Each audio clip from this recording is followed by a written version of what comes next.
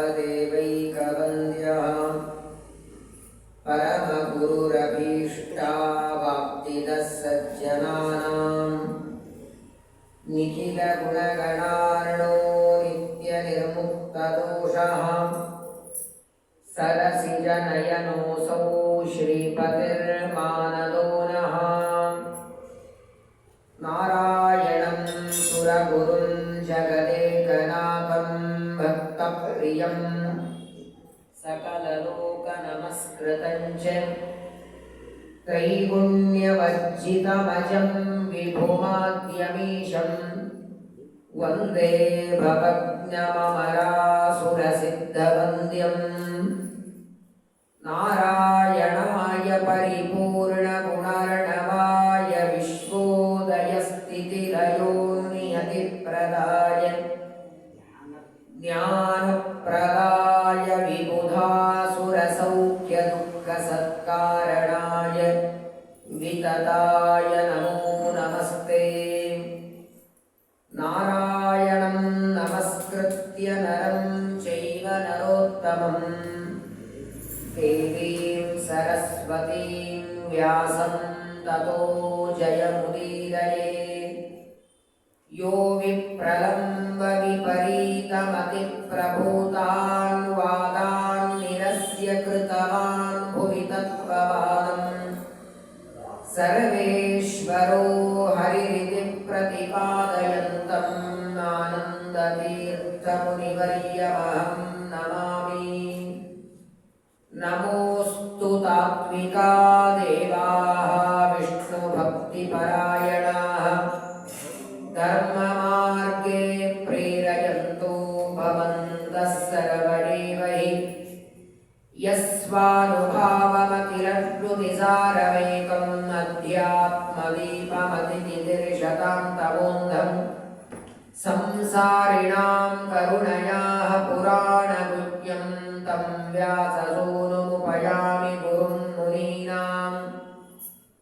वामदेव विरिञ्चितनय उमामनोहर उग्रदूर्जटिसामजादिनवसनभूषण सुमनसोत्तंसां कामहर कैलासमन्दिर सोमसूर्यानलविलोचन कामितप्रदकरुणिसमगे सदा सुमङ्गलवान्।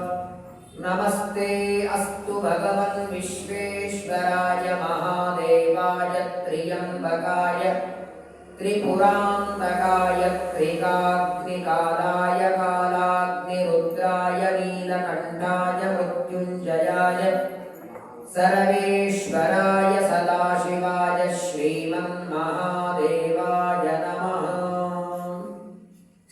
श्रीगुरुभ्यो नमः। दामः कामो मनुष्येषु सत्यमेतद्वचो यतः स्पृहणीयासि सर्वेषामेवं पीडयसे वपुः। ಶ್ರೀಗುರುಭ್ಯೋ ನಮಃ. ಕಾರ್ತಿಕ ಮಾಸದ ಶುಕ್ಲ ಪಕ್ಷದ ಈ ಪರ್ವಕಾಲದಲ್ಲಿ ಪರಮಾತ್ಮನ ಮೊಮ್ಮಕ್ಕಳಾದ ಜಗತ್ತಿಗೆ ಗುರುಗಳಾದ ಎಲ್ಲ ಜೀವರಾಶಿಗಳಿಗೆ ಮನೋನಿಯಾಮಕರಾದ ರುದ್ರದೇವರ ಪಾರ್ವತೀದೇವಿಯ ವಿವಾಹದ ಗಿರಿಜಾ ಕಲ್ಯಾಣದ ಶ್ರವಣವನ್ನು ಕಳೆದ 5-6 ದಿನಗಳಿಂದ ಮಾಡಿದ್ದು ಇವತ್ತು ಅದರ ಮಂಗಲ ಮಹೋತ್ಸವ. ಸ್ಕಂದ ಪುರಾಣದಲ್ಲಿ ವೇದವ್ಯಾಸದೇವರು ಪಾರ್ವತಿ ಪರಮೇಶ್ವರರ ಮದುವೆಯ ಕಥೆ ಹೇಳುತ್ತಾರೆ. ದ್ವಾಪರ ಯುಗದಲ್ಲಿ ಗೌತಮನ ಶಾಪದಿಂದ ಜ್ಞಾನವೆಲ್ಲ ಲೋಪವಾದಾಗ ವೇದವ್ಯಾಸದೇವರು ಸತ್ಯವತಿ ಪರಾಶರ ಅನ್ನುವ ದಂಪತಿಗಳಲ್ಲಿ ಅವತಾರ ಮಾಡಿ 18 ಪುರಾಣಗಳ ರಚನೆ ಮಾಡ್ತಾರೆ. ಅದರಲ್ಲಿ ಒಂದು ಸ್ಕಂದ ಪುರಾಣ.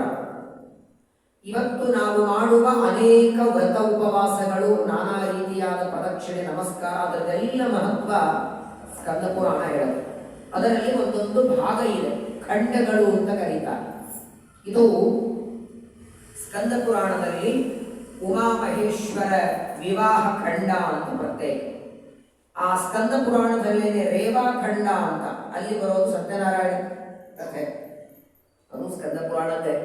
ಅನೇಕ ತೀರ್ಥಕ್ಷೇತ್ರಗಳ ಬಗ್ಗೆ, ರಾಮೇಶ್ವರ, ಕಾಶಿ, ಬೇರೆ ಬೇರೆ ಯಾತ್ರೆಗಳ ಹೇಗೆ ಮಾಡಬೇಕು, ಅಲ್ಲಿ ಮಾಡಬೇಕಾದ ತೀರ್ಥ ಸ್ನಾನಗಳು, ಶ್ರಾದ್ದಗಳು ಅದನ್ನೂ ತಿಳಿಸಿಕೊಡುತ್ತದೆ. ತುಂಬಾ ದೊಡ್ಡದು. ಸ್ಕಂದ ಪುರಾಣ, ಪದ್ಮ ಪುರಾಣ, ಬ್ರಹ್ಮಾಂಡ ಪುರಾಣ, ಬಹಳ ದೊಡ್ಡ ಪುರಾಣಗಳು. ಚಾಮರಾಜಪೇಟೆಯಲ್ಲಿ ಒಬ್ಬ ಹೆಣ್ಮಗಳು ನಮ್ಮ ಮನೆಯಲ್ಲಿ ಆಚಾರ್ಯ ಪದ್ಮ ಪುರಾಣ ಹೇಳಬೇಕು ಅಂತ ಫೋನ್ ಮಾಡಿದರು. ನಾನು ಆಯ್ತಮ್ಮ ಅಂದೆ. ಎಷ್ಟು ದಿನ ಹೇಳಬೇಕು? ನೋಡಿ, ಒಂದು 2-3 ದಿನದಲ್ಲಿ ಹೇಳಿ. 2-3 ದಿನದಲ್ಲಿ ಪದ್ಮ ಪುರಾಣದಲ್ಲಿ ಏನೇನು ಬರ್ತದೆ ಅಂತ ಇಂಡೆಕ್ಸ್ ಓದಲಿಕ್ಕೆ 1 ವಾರ ಬೇಕಂದೆ ನಾನು.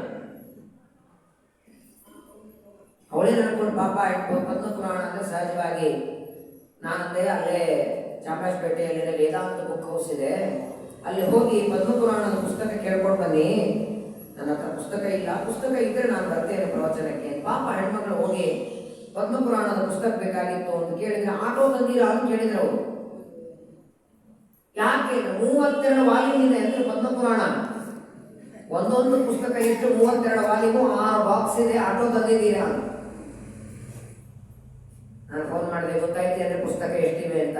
ಪದ್ಮ ಪುರಾಣ, ಸ್ಕಂದ ಪುರಾಣ 1 ವಾರ, 10 ದಿನ, 7 ದಿನ ಹೇಳೋದಲ್ಲ. ಕನಿಷ್ಠ 3 ವರ್ಷ 4 ವರ್ಷ ಕೇಳಬೇಕು. ಯಾವಾಗ ಕೇಳ್ತೀವೋ ಗೊತ್ತಿಲ್ಲ. ವೇದವ್ಯಾಸದೇವರು ಬರೆದ 18 ಪುರಾಣಗಳಲ್ಲಿ ನಾವು ಯಾವಾಗಲೂ ಶ್ರವಣ ಮಾಡೋದು 2. ಬದುಕಿದ್ರೆ ಭಾಗವತ, ಸತ್ರೆ ಗರುಡ ಪುರಾಣ. ಹೌದಾ ಇಲ್ಲ? ಬದುಕಿದ್ರೆ ಭಾಗವತ ಕೇಳೋದು, ಹೋದ್ರೆ ಗರುಡ ಪುರಾಣ. ಆ ಗರುಡ ಪುರಾಣದ ಮಂಗಳಕ್ಕೂ ಮತ್ತು ಭಾಗವತ ಯಾವಾಗ ತೆಗೆಯೋದು? ಮತ್ಸ್ಯ ಪುರಾಣ, ಕೂರ್ಮ ಪುರಾಣ, ವರಾಹ ಪುರಾಣ. ವರಾಹ ಪುರಾಣ ಕೇಳಬೇಕು. ಈ ಚಾತುರ್ಮಾಸ್ಯದಲ್ಲಿ ಏನೇನು ಮಾಡಬೇಕು? ಆಷಾಢ ಶುದ್ಧ ಏಕಾದಶಿಯಿಂದ ಕಾರ್ತಿಕ ದ್ವಾದಶಿಯವರೆಗೆ 4 ತಿಂಗಳ ಚಾತುರ್ಮಾಸ್ಯದಲ್ಲಿ ಮಾಡಬೇಕಾದದ್ದನ್ನ ವರಾಹ ದೇವರು ತಮ್ಮ ಹೆಂಡತಿಯಾದ ಧರಾದೇವಿಗೆ, ಭೂದೇವಿಗೆ ಉಪದೇಶ ಮಾಡ್ತಾರೆ. ಗೋಪಿಚಂದ್ರನ ಮಹತ್ವ, ಮುದ್ರಾಧಾರಣೆ ಮಹತ್ವ, ಅಂಗಾರಾಕ್ಷತೆ, ತೀರ್ಥ, ಶಾಲಿಗ್ರಾಮದ ಪೂಜೆ, ವಿಷ್ಣು ಪಂಚಕ, ವಿಷ್ಣು ಪಂಚಕ, ಅನೇಕ ವ್ರತ ಉಪವಾಸಗಳ ಬಗ್ಗೆ ವರಾಹದೇವರ ಹೆಂಡತಿಗೆ ಹೇಳ್ತಾರೆ ವರಾಹ ಪುರಾಣದಲ್ಲಿ. ಒಂದು ಬಾರಿಯಾದರೂ ಅದೆಲ್ಲ ಪುರಾಣಗಳನ್ನ ಶ್ರವಣ ಮಾಡಬೇಕಲ್ವೇ? ಎಲ್ಲ ಪುರಾಣಗಳು ಕೊನೆಗೆ ನವರಾತ್ರಿಯಲ್ಲಿ ಪುಸ್ತಕ ಪೂಜೆಗೆ. ಅದು ಹೆಂಗಂದ್ರೆ 1 ವರ್ಷ ಸ್ಥಾಪನೆ ಮಾಡಿ ತೆಗೆಯೋದೇ ಇಲ್ಲ. ಪ್ರತಿ ವರ್ಷ ಅದರ ಮೇಲೆ ಮಂತ್ರಾಕ್ಷತೆ ತೆಗೆಯೋದು, ಹೊಸ ಮಂತ್ರಾಕ್ಷತೆ ಹಾಕೋದು. ನಮ್ಮಪ್ಪ ವೇದವ್ಯಾಸದೇವರು ಮಾಡಿದ ದೊಡ್ಡ ಆಸ್ತಿ 18 ಪುರಾಣಗಳು. ಅದರಲ್ಲಿ ಸ್ಕಂದ ಪುರಾಣ ತುಂಬಾ ಚೆನ್ನಾಗಿ ಅನೇಕ ವಿಷಯಗಳು ಹೇಳ್ತದೆ. ಪಾರ್ವತಿ ಪರಮೇಶ್ವರರ ಕಥೆ, ಪಾರ್ವತಿ ರುದ್ರದೇವರ ಕಥೆ, ಮೊದಲನೇ ಕಥೆ ಸ್ಕಂದ ಪುರಾಣದಲ್ಲಿ ಬರ್ತದೆ. 2 ಗಂಡ ಹೆಂಡತಿಯರ ಮಧ್ಯದಲ್ಲಿ ನಡೆಯುವ ಮಾತುಗಳು, ಅದು ಮಹಾಭಾರತ ಹೇಳ್ತದೆ. ಉಮಾ ಮಹೇಶ್ವರ ಸಂವಾದ, ಅಲ್ಲಿ ಸಂವಾದ ಇದೆ. ಹೆಂಡತಿ ಪ್ರಶ್ನೆ ಕೇಳ್ತಾಳೆ ಪಾರ್ವತಿ ದೇವಿ, ಗಂಡ ರುದ್ರದೇವರು ಉತ್ತರ ಕೊಡ್ತಾರೆ. ಆದರೆ ಸ್ಕಂದ ಪುರಾಣದಲ್ಲಿ ಅವರಿಬ್ಬರ ಮದುವೆ ಕಥೆ ಇದೆ. ಯಾಕಂದ್ರೆ ಶ್ರೀಮದ್ ಭಾಗವತದಲ್ಲಿ ಇದೇ ಪಾರ್ವತಿ ದಕ್ಷ ಪ್ರಜಾಪತಿಯ ಮಗಳಾದಾಗ, ಸತೀದೇವಿಯಾದಾಗ ರುದ್ರದೇವರ ಜೊತೆಗೆ ವಿವಾಹ ಮಾಡಿಕೊಂಡದ್ದು ಭಾಗವತ ಹೇಳುತ್ತೆ. ಅಲ್ಲಿ ವಿಸ್ತಾರ ಕಥೆ ಇಲ್ಲ. ಸತೀದೇವಿಯ ಜೊತೆಗೆ ವಿವಾಹ ಆಗತ್ತೆ, ದಕ್ಷ ಪ್ರಜಾಪತಿಗೂ ರುದ್ರದೇವರಿಗೂ ಜಗಳ ಆಗತ್ತೆ, ಯುದ್ಧ, ನಾನಾ ರೀತಿಯಾದ ಶಾಪ ವಿಶಾಪಗಳಾಗತ್ತೆ. ಸತೀದೇವಿ ದೇಹ ತ್ಯಾಗ ಮಾಡಿ ಬಿಡ್ತಾಳೆ. ಇಷ್ಟು ಮಾತ್ರ ಕಥೆ ಬರ್ತದೆ. ಆದರೆ ಇಲ್ಲಿ ಮಾತ್ರ ತುಂಬಾ ಚೆನ್ನಾಗಿ ವಿವರಣೆಯನ್ನು ಕೊಟ್ಟಿದ್ದಾರೆ. ನಿನ್ನೆ ದಿವಸ ರುದ್ರದೇವರ ಮನಸ್ಸನ್ನು ಒಲಿಸೋದಕ್ಕೆ ರುದ್ರದೇವರು ಗಿರಿಜಾ ಆ ಪಾರ್ವತಿಯ ವಿವಾಹಕ್ಕಾಗಿ ಅವರ ಮನಸ್ಸಿನಲ್ಲಿ ಏನಾದರೂ ವಿಕಾರ ಆಗಬೇಕು ಅಂತ ಕಾಮ ಮನ್ಮಥ ತನ್ನ 5 ಬಾಣಗಳನ್ನ ಪ್ರಯೋಗ ಮಾಡಿ ರುದ್ರದೇವರ ಮನಸ್ಸು ಒಲಿಸಬೇಕು ಅಂದ್ರೆ ಕಾಮನನ್ನೇ ಸುಟ್ಟಾಕಿದ್ದಾರೆ. ಕಾಮನ ಹೆಂಡತಿ ರತಿದೇವಿ ಬಂದು ಪ್ರಾರ್ಥನೆ ಮಾಡ್ತಾಳೆ. ಆಗ ರುದ್ರದೇವರು ವರ ಕೊಡ್ತಾರೆ, ನಾನು ನಿನ್ನ ಗಂಡನನ್ನು ಸುಟ್ಟು ಹಾಕಿದ್ದೇನೆ. ಕೃಷ್ಣಾವತಾರದಲ್ಲಿ ಪರಮಾತ್ಮ ರುಕ್ಮಿಣಿಯನ್ನು ವಿವಾಹ ಮಾಡಿಕೊಂಡಾಗ ಅಲ್ಲಿ ಮತ್ತೆ ನಿನ್ನ ಗಂಡ ಹುಟ್ಟಿ ಬರ್ತಾನೆ, ನಿಮ್ಮಿಬ್ಬರ ವಿವಾಹ ಮತ್ತೆ ಆಗತ್ತೆ ಅಂತ ಹೇಳಿ ಮುಂದೆ ಪಾರ್ವತಿ ದೇವಿ ಅರ್ಥಾತ್ ಗಿರಿಜಾದೇವಿ ತಪಸ್ಸಿಗಾಗಿ ಅರಣ್ಯಕ್ಕೆ ಹೋಗ್ತಾಳೆ. ಘನಘೋರ ತಪಸ್ಸು. ತಂದೆ ಬೇಡ ಅಂತಾರೆ. ಸಣ್ಣ ಕಾರಣಕ್ಕೆ ಕಾಮನನ್ನು ಸುಟ್ಟು ಬೂದಿ ಮಾಡಿದವನು ಇಷ್ಟು ಕೋಪ ಮಾಡಿಕೊಳ್ಳುವ ವ್ಯಕ್ತಿಯನ್ನು ಹೇಗೆ ವಿವಾಹ ಮಾಡಿಕೊಳ್ಳುತ್ತಿ? ಬೇಡ ಅಂತ ಹಿಮಾಲಯ ರಾಜ ಪರ್ವತ ರಾಜ ತಡೆದಾಗ ಅವತ್ತಿನಿಂದ ಘನಘೋರವಾದ ತಪಸ್ಸು. ಕೇವಲ ಒಂದೇ ಒಂದು ಬಿಲ್ಲುವ ಪತ್ರ ತಿಂತ ಒಂದು ಎಲೆ, ಒಂದು ಹೂವು, ಒಂದೇ ಹಣ್ಣು, ಒಂದು ಬೊಗಸೆ ನೀರು, ಇಷ್ಟು ಮಾತ್ರ ಕುಡಿತಾ ರುದ್ರದೇವರ ಕುರಿತು ತಪಸ್ಸು ಮಾಡ್ತಾ ಇದ್ದಾಳೆ ಪಾರ್ವತಿ ದೇವಿ. ಒಂದು ದಿನ ಕೈಲಾಸದಲ್ಲಿದ್ದ ರುದ್ರದೇವರಿಗೆ ಇಚ್ಛೆ ಬಂತದ್ದು, ಹೋಗಿ ಬರೋಣ. ತನ್ನನ್ನು ವಿವಾಹ ಮಾಡಿಕೊಳ್ಳುವುದಕ್ಕೆ ತಪಸ್ಸು ಮಾಡ್ತಾ ಇರುವಂತಹ ಸತಿದೆ ಆ ಗಿರಿಜಾ ಪಾರ್ವತಿ ದೇವಿಗೆ ದರ್ಶನ ಕೊಡುವುದಕ್ಕೆ ಬ್ರಹ್ಮಚಾರಿಯ ವೇಷ, 8 ವರ್ಷದ ವೇಷ ಹಾಕಿಕೊಂಡು ಶಿಖಾ ಬಿಟ್ಟಿದ್ದಾರೆ, ಯಜ್ಞೋಪವೀತ ಹಾಕೊಂಡಿದ್ದಾರೆ, ಕೌಪೀನ ಹಾಕೊಂಡಿದ್ದಾರೆ, ಭಿಕ್ಷಾ ಪಾತ್ರೆ, ಉಪನಯನ ಮಾಡಿಕೊಂಡ ಒಬ್ಬ ಬ್ರಹ್ಮಚಾರಿ ಹೇಗಿರಬೇಕೋ ಆ ವೇಷದಲ್ಲಿ ಕೈಲಾಸದಿಂದ ರುದ್ರದೇವರು ಯಾವ ಸ್ಥಳದಲ್ಲಿ ಸತಿದೇವಿ ಈ ಪಾರ್ವತಿ ದೇವಿ ತಪಸ್ಸು ಮಾಡುತ್ತಿದ್ದಾಳೆ ಅಲ್ಲಿ ಬರ್ತಾರೆ. ಬಂದಾಕ್ಷಣ ಸತಿದೇವಿ ಆ ಪಾರ್ವತಿ ದೇವಿ ಕಣ್ಣು ತೆಗಿತಾಳೆ. ತಪಸ್ಸು ಮಾಡ್ತಾ ಇರುವಾಗ ಕಣ್ಣು ತೆಗೆದು ನೋಡಿದರೆ ಯಾರೋ ಬ್ರಹ್ಮಚಾರಿ ಬಂದಿದ್ದಾರೆ. ಯಾರೋ ಬ್ರಹ್ಮಚಾರಿಗಳು ಬಂದಿದ್ದಾರೆ, ನಿರ್ಲಕ್ಷ್ಯ ಮಾಡಿಬಿಡೋಣ ಅಂದ್ರೆ ಇಲ್ಲ. ಯಾಕಂದ್ರೆ ನೋಡಿ, ಸಾಮಾನ್ಯವಾಗಿ ನಾವು ತಪಸ್ಸು ಮಾಡುವಾಗ ಯಾರೇ ದೊಡ್ಡವರು ಬರಲಿ, ಜ್ಞಾನಿಗಳು ದೊಡ್ಡವರು ಬಂದ್ರೆ ಎದ್ದು ನಿಂತು ಸ್ವಾಗತ ಮಾಡಬೇಕು. ದೊಡ್ಡವರು ಬಂದಾಗ ಎದ್ದು ನಿಂತು ಸ್ವಾಗತ ಮಾಡಲಿಲ್ಲ ಅಂದ್ರೆ ಏನಾಗುತ್ತೆ? ಇಂದ್ರದ್ಯುಮ್ನ ರಾಜನ ಕಥೆ ಕೇಳಿರಲ್ಲ, ಗಜೇಂದ್ರ ಮೋಕ್ಷದ ಸಂದರ್ಭದಲ್ಲಿ ಆ ಆನೆ ಯಾದವನು ಅವನು ಮಾಡಿದ ಏನು ತಪ್ಪಿತ್ತು? ಇಂದ್ರದ್ಯುಮ್ನ ರಾಜ ಮಾಡಿದ ತಪ್ಪು, ಅನಘೋರವಾದ ತಪ್ಪು ಅಂದ್ರೆ ಅಗಸ್ತ್ಯರು ಬಂದಾಗ ಎದ್ದು ನಿಂತು ಸ್ವಾಗತ ಮಾಡದೇ ಇದ್ದದ್ದು ತಪ್ಪು. ಇವೆಲ್ಲ ತಗೊಳ್ಳಲ್ಲ. ಫ್ರೀಯಾಗಿ ತುಳಸಿ ಗಿಡ ಕೊಡ್ತಿದ್ದಾರೆ,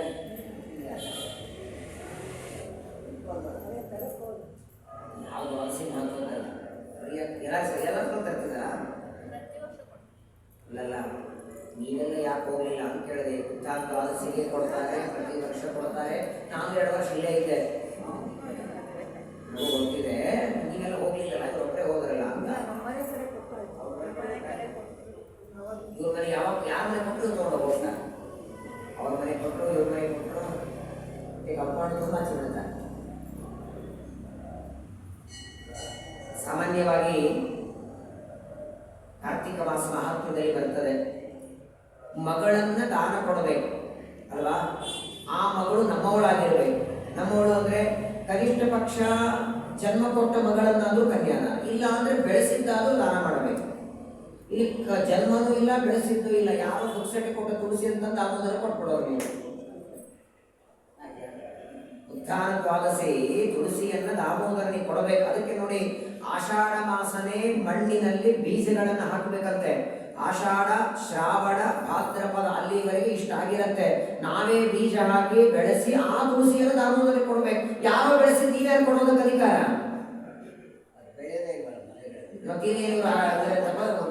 ನೈಮಿಷಾರಣ್ಯದಲ್ಲಿ ಬೆಳೆಸಿದ್ರ ಅದು? ಇಲ್ಲೇ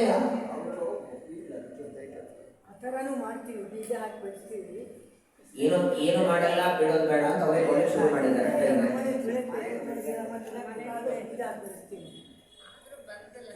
ಅಂದ್ರ ನಮ್ಗೊಂದು ಬೇಕು.